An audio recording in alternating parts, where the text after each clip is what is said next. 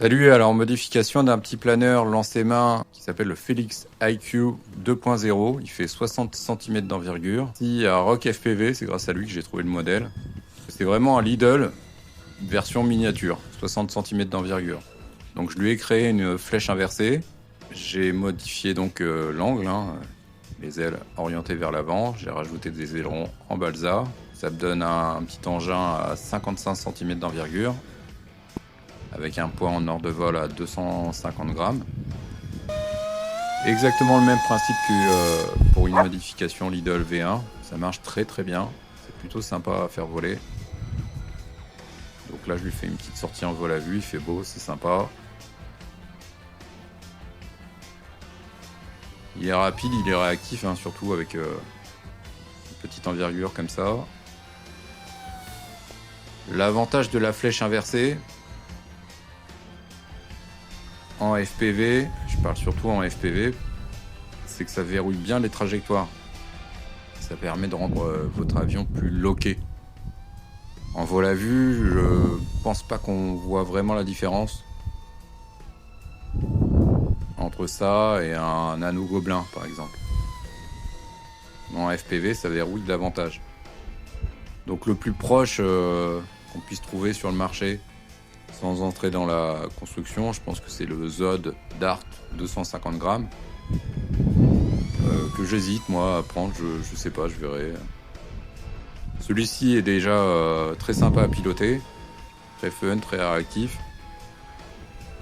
On verra si je le passe ou pas en FPV prochainement, parce que j'ai pas non plus 36 modules DJI au 4. Et j'ai plus de modèles que de VTX.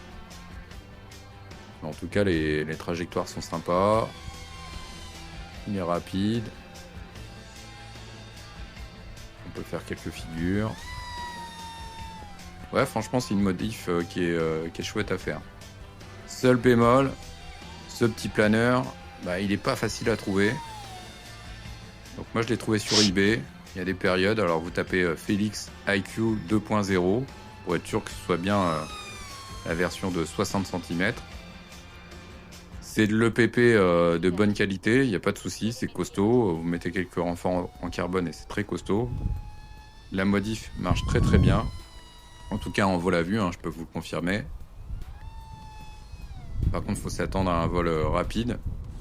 Configuration, je vais la mettre en descriptif, donc des cerveaux 5 grammes. J'ai mis un 20 03.5, donc un moteur de 19 grammes en 3600 kV avec des LiPo 3S 650 à 750.